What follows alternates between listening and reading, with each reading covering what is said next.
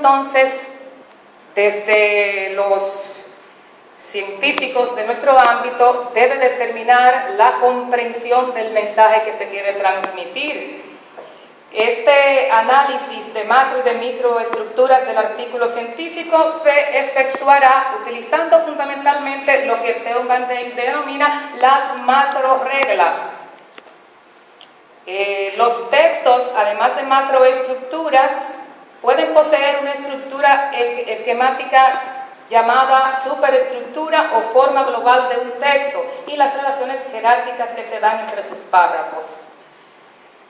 Entonces, Theo van Dijk, dentro del método textualista que estoy analizando, dice que tener la capacidad de comprender es tener la capacidad de reducir esos bloques de textos hasta sintetizarlos en una sola idea general. Evidentemente que se está refiriendo ahí a macroestructuras. El concepto contexto, repito, cuando se va a utilizar es necesario vincularlo con todas las circunstancias lingüísticas, que es mi caso, y quedará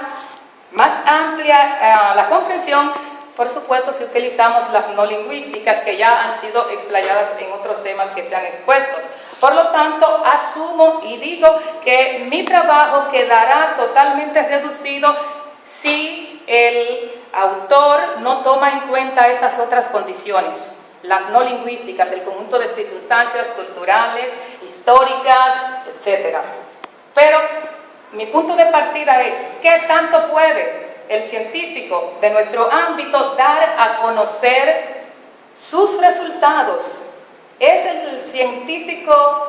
latinoamericano, concepto específico hispanoamericano en el ámbito de la comunicación social, capaz de utilizar un método que le aplique a sus propios textos y que les permitan decir: estoy seguro que he utilizado en mayor proporción un texto con amplia capacidad de trascender no solo a mi comunidad, ir más allá, porque el recurso revista electrónica es trascendente, trasciende fronteras y trasciende también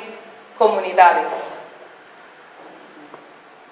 Y precisamente Silva explica cuáles son esos componentes del método textualista que hay que tomar en cuenta para aplicarlo al texto, para a partir de ahí estar, digo yo, hasta cierto punto seguro de que el mensaje va con ciertas condiciones que permiten esa comprensión de mis hallazgos. Lo escrito y lo oral en su entorno natural,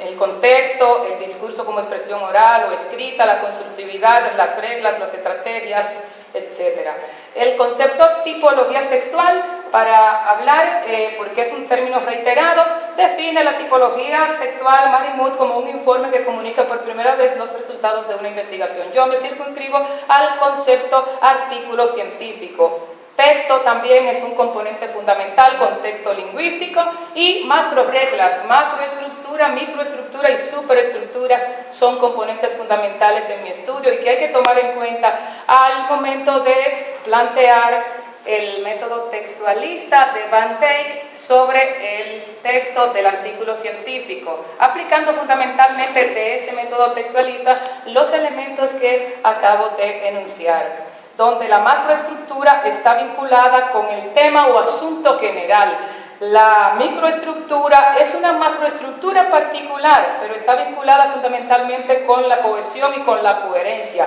Y la superestructura estará vinculada a la secuencia de enunciados relacionados entre sí que contiene cada párrafo. Estas son parte de las 48 revistas electrónicas que hemos visualizado que aparecen en la red en el año 2013 y que por barrera lingüística no incluyo aquí en este primer momento las de habla portuguesa,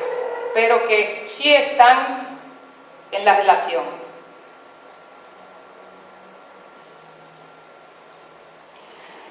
al primer y tercer artículo de cada revista electrónica del año 2013 que están en la red y que ya fueron escogidos sus artículos científicos, nosotros le vamos a aplicar las 4 macro reglas del método textualista: la de supresión de texto que sobra, la de selección de información relevante dentro del texto que le dan sentido global, las que son las macro reglas denominadas de generalización, para abstraer las características particulares de series, de objetos, de lugares, de personas que están vinculados entre sí, pero que voy a extraer de ellas lo que es común. Y, por supuesto, la macro regla de integración, para fundir en la más mínima cantidad de conceptos, el concepto que reúna a su vez la secuencia. No necesariamente tienen que estar presentes las palabras que voy a escoger dentro de ese texto.